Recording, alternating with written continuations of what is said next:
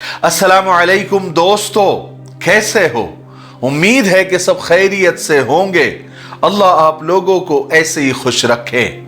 मेरी आज की वीडियो और आज की कहानी बिल्कुल सच्ची है और आज की कहानी मेरी उन बहनों और उन बेटियों के नाम है जिनके बाप ने अपनी पूरी जिंदगी की खुशी उनके लिए कुर्बान कर दी, हर तरह का सेक्रीफाइस किया, लेकिन उन्हीं बेटियों ने उनके उसी बाप के दिल के 1000 टुकड़े करते हुए एक दफा भी नहीं सोचा, एक बार भी नहीं सोचा। आज की कहानी उन बेटियों और उन जैसी बहनों के नाम है। कहानी पूरी सुनना और अपनी बहनों और बेटियों में जरूर शेयर करना। कहानी यह है और बिल्कुल हकीकत है, सच्ची कहानी है। राहत अली हॉस्पिटल के मैटरनिटी वार्ड यानी जच्चा बच्चा वार्ड के बाहर बड़ी बेचैनी से खड़े थे। उनकी जिंदगी में बहार आने वाली थी और वो उसी बहार का बड़ी बेसब्री से इंतजार कर रहे थे। उन्हें अल्लाह से पूरी उम्मीद थी, बल्कि इस बात का यकीन था कि आने वाला कोई फरिश्ता नहीं बल्कि एक नन्ही सी परी होगी। मगर वो बहुत खुश थे, बहुत ज्यादा खुश, बल्कि अपनी हैसियत से बढ़ चढ़कर खर्च करने में मसरूफ थे। राहत अली की बहुत मामूली सी नौकरी थी, जमा पूंजी भी, बैंक बैलेंस भी कुछ खास नहीं था, लेकिन जो बच्ची इस दुनिया में आई भी नहीं थी उसके लिए कपड़े खरीदे जा चुके थे, उसके लिए फीडर से लेकर पैम्पर तक हर चीज खरीदी जा चुकी थी। दवाइयों और हॉस्पिटल के सारे खर्च, सारे अखराजात मिलाकर अब तक करीबन 20,000 से ज्यादा खर्च हो चुके थे, जो राहत अली की हैसियत से बहुत ज्यादा थे। हालांकि उन्होंने सिर्फ 10,000 का ही बजट लगाया था। कुछ पैसे उन्होंने अपने दोस्त से उधार भी ले लिए थे। कोई बात नहीं, खुशी के मौकों पर तो इतना तो खर्च होता ही है। फिर नर्सों की और आयाओं की एक लंबी कतार लग गई और उन्होंने वो खुशखबरी सुनाई जिसको राहत अली सुनना चाहते थे, जिसके लिए बेकरार थे कि आपको एक नन्ही सी और प्यारी सी बेटी पैदा हुई है, एक प्यारी सी परी पैदा हुई है। बस क्या था, राहत अली खुशी से झूम उठे और जितनी भी आयाएं और नर्सेस थी सबको कुछ ना कुछ उन्होंने जरूर दिया। सबको मिठाई के पैसे दिए और एक नन्ही मुन्नी सी परी गोद में लेना उनको नसीब हुआ। गोद में लेते ही कलेजे को ठंडक मिली। बेटी तो गोद में आ गई, लेकिन पैसे राहत अली के पूरे खत्म हो गए थे। बहरहाल कोई बात नहीं, बेटी गोद में थी, इससे बड़ी क्या खुशी हो सकती थी। वक्त का पहिया घूमा, यानी वक्त गुजरा और तेजी से गुजरा। आज राहत अली की बेटी की पहली सालगिरह थी। हालांकि राहत अली ज्यादा खर्चा अफोर्ड नहीं कर सकते थे, लेकिन ऑफिस से कुछ पैसे एडवांस लेकर उन्होंने एक छोटी सी पार्टी रखी, कुछ अपने रिश्तेदार, बेगम और कुछ दोस्त लोग वगैरह। उस दिन वो खिलौनों की दुकान पर खिलौने देखने में बड़े मसरूफ थे। महदूद पैसे, लिमिटेड पैसों में चॉइस करना यानी इंतखाब करना खिलौनों का और भी ज्यादा मुश्किल हो जाता है। कम कीमत के खिलौने उनको पसंद नहीं आ रहे थे, जो पसंद आ रहे थे वो बहुत महंगे थे। आखिरकार बहुत देर के बाद एक पिंक कलर की गुड़िया राहत अली की निगाहों में जम गई, टिक गई, पसंद आ गई कि हां मेरी बेटी को ये बहुत प्यारी लगेगी। थोड़ी सी महंगी थी मगर बहुत प्यारी गुड़िया थी। 1 साल की सारा पिंक कलर के फ्रॉक में अपनी सालगिरह पर बिल्कुल परी लग रही थी। यानी राहत अली ने अपनी बेटी का नाम सारा रखा था। पिंक कलर की गुड़िया देखकर सारा का चेहरा चमक उठा था, दमक उठा था। लेकिन इस छोटी सी पार्टी के बाद फिर राहत अली के पैसे खत्म हो गए थे। लेकिन सारा की खुशी से बढ़कर कुछ हो सकता था राहत अली के लिए, एक बाप के लिए। बहरहाल फिर वक्त का पहिया तेजी से गुजरता रहा। आज सारा 4 साल की हो चुकी थी और उसकी उम्र की तमाम बच्चियों ने स्कूल जाना शुरू कर दिया था। वो भी फरमाइश करने लगी, बाबा मुझे स्कूल जाना है, बाबा मेरा यूनिफॉर्म कब लाएंगे, मुझे स्कूल में कब एडमिट करवाओगे। तो राहत अली ने कहा, बेटा मैं अभी आज ही तुम्हारा एडमिशन करवाता हूं और आज ही तुमको यूनिफॉर्म ला कर देता हूं। वो सीधा राहत अली अपने दोस्त की दुकान पर गए। कुछ कर्जा उन्हें चाहिए था, गरीब आदमी था, लेकिन बेटी ने फरमाइश की थी और उनका दोस्त राहत अली को कभी मायूस नहीं करता था। बाद में वो थोड़ा थोड़ा करके चुका देते थे। अगली सुबह उनकी प्यारी बेटी नई यूनिफॉर्म, नई किताबों के साथ स्कूल जा रही थी। सारा भी खुश थी, राहत अली के चेहरे पर भी बड़ी मुस्कुराहट थी। लेकिन ये स्कूल के खर्च से फिर राहत अली के पैसे और बजट खत्म हो गया था। हर साल के नए खर्च, नई किताबें, नई फीस, फिर सारा की नन्ही मुन्नी जो फरमाइश होती थी उसकी खुशियां पूरी करने के लिए एक्स्ट्रा खर्च लगता था। घर के खर्च अलग होते थे, लेकिन किसी ना किसी तरीके से राहत अली अपनी बेटी की खुशी के लिए वो सब कुछ करते थे, चाहे उसके लिए ओवर टाइम करना पड़ता हो या फिर कहीं से कर्ज लेना होता हो, सब करते थे, लेकिन अपनी बेटी को खुश रखते थे। राहत अली अपनी बेटी की खुशी को देखकर अपनी हर मजबूरी और गुर्बत भूल जाते थे। वक्त फिर तेजी से गुजरता रहा। आज सारा कॉलेज पहुंच चुकी थी और कॉलेज में पढ़ने लगी थी। साल 2 साल हो चुके थे। अचानक एक दिन राहत अली की बीवी ने राहत अली को एक खबर सुनाई, जो खबर सुनकर राहत अली का खून सूख गया।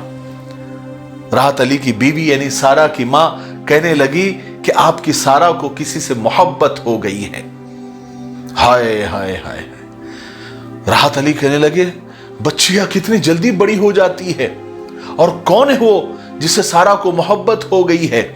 सारा की मां ने कहा कि समीर उसके कॉलेज में पढ़ता है। बेगम ने जैसी नाम बताया तो राहत अली के कदमों तले जमीन खिसक गई, क्योंकि समीर उनके महल्ले के सबसे बदनाम और नशेड़ी शख्स का बिगड़ा हुआ बेटा था। सूद और ब्याज का कारोबार करने वाला और नशे की चीजें बेचने वाला था। यह समीर उसका लड़का था और उसकी आदतें भी सबसे ज्यादा गंदी थी। इसलिए राहत अली बहुत ज्यादा परेशान हो गए। एक दिन राहत अली ने यानी सारा के बाप ने सारा को बुलाया और उससे सारा माजरा पूछा। तो सारा ने कहा कि हां, मैं समीर से मोहब्बत करती हूं, वो मेरा पहला प्यार है। राहत अली को गुस्सा आ गया। कहने लगी, तुम जानती हो वो लड़का कौन है, कैसा है? तुम कैसे उसके करीब जा सकती हो और उससे प्यार कर सकती हो? मुझे ये रिश्ता हरगिज मंजूर नहीं है। ये सुनना था कि सारा भड़क गई, बिफर गई, अपना आपा खो दिया और राहत अली से ने अपने बाप से कहने लगी, आप कौन होते हो बाबा, मेरी किस्मत का फैसला करने वाले? समीर मेरी मोहब्बत है और मैं अपनी मोहब्बत में कॉम्प्रोमाइज करने के लिए हरगिज तैयार नहीं हूं।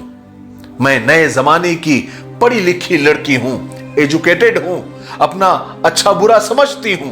कोई भेड़ या बकरी नहीं जिसे आप अपनी मर्जी से किसी भी खूंटे से बांध देंगे। अगर आप अपनी मर्जी से मेरी शादी समीर से नहीं कराएंगे तो मैं कोर्ट जाऊंगी, अदालत का दरवाजा खटखटाऊंगी, और अगर तुम मेरे रास्ते में आए तो मैं आपकी भी परवाह नहीं करूंगी। हाय हाय हाय। सारा का जवाब दो टोक था। एक पढ़ी लिखी बेटी के आगे एक बाप लाजवाब हो चुका था। जुबान गुंग हो चुकी थी, जैसे किसी ने पहाड़ सर पे दे मारा हो। आंखों के सामने अंधेरा आने लगा, दिल की धड़कनें तेज हो गई। राहत अली एक दुनिया में खो गया। माजी की यादें आने लगी, जो सारा के लिए उसने कुछ किया था, सारा के लिए वो कितना खुश था, सारा के लिए, अपनी बेटी के लिए उसने क्या कुछ नहीं किया था। पूरी कैसेट रिवाइंड करने लगा और उसके दिल की धड़कनें तेज हो गई। सारा अपना फैसला सुनाकर वो तो अपने कमरे में जा चुकी थी, लेकिन राहत अली को, अपने बाप को हक्का बक्का छोड़कर चली गई थी। आपको पता है, अगले दिन सुबह लोगों को कमरे से एक बाप की लाश मिली, जिसकी जिंदगी की पूरी कमाई, पूरा सरमाया डूब चुका था।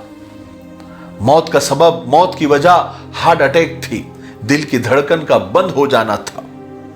आपको जानकर यह हैरत होगी, बाप की लाश के पास पिंक कलर का वो फ्रॉक रखा हुआ था और पिंक कलर की वो गुड़िया बाप के सीने पर मिली।